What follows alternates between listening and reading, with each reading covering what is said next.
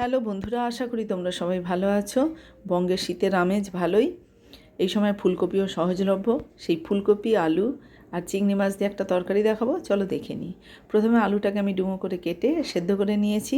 ফুলকপিটাকেও প্রেসারে একটা হুইসেল দিয়ে সঙ্গে সঙ্গে কিন্তু প্রেসারটা বের করে দিতে হবে, তাহলে ফুলকপিটা ঘেঁটে যায় না, কিন্তু 80% মতো সেদ্ধ হয়ে যায়। এবার আমি সর্ষের তেলে ফুলকপিটাকে ভালো করে ভেজে নেবো। ভাজার সময় একটু পরিমাণ মতো আমি হলুদ গুঁড়ো দিলাম।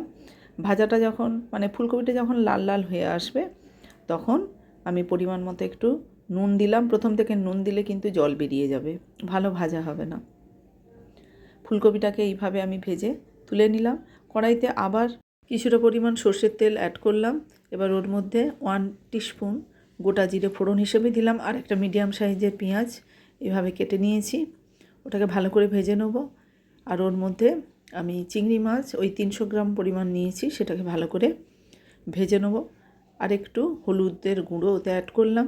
ভাজার সময় কিছুটা পরিমাণ এইভাবে জল বেরিয়ে গেছে, ভালো করে শুকনো করে ভেজে নিতে হবে।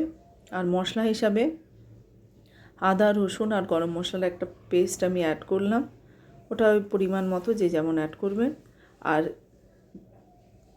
ওর মধ্যে এবার আমি সেদ্ধ যে আলুটা, সেই আলুটা যোগ করলাম, আর পরিমাণ মতো লঙ্কা গুঁড়োও দিয়ে দিলাম। দিয়ে ভালো করে একটু আলুটা ওর সঙ্গে কষে নেব। খেতে খুব ভালো হয়, আপনারা ট্রাই করে দেখবেন আর অবশ্যই কমেন্ট করে জানাবেন। ভাজা হয়ে গেলে এবার আমি ভেজে রাখা ফুলকপিটা ওতে অ্যাড করলাম, আর পরিমাণ মতো জল দিয়ে দিলাম। দিয়ে মিনিট 15 মতো ফুটিয়ে নিলেই ফুলকপি, আলু, চিংড়ি মাছের তরকারি রেডি। কয়েকটা মাত্র মশলা দিয়ে আমি তরকারিটা বানানোর চেষ্টা করেছি, খেতেও ভালো লেগেছিল। চিংড়ি মাছ দিলে যে কোনো রান্নাই খেতে ভালো হয়, আবার তার সঙ্গে ফুলকপি তো আছেই।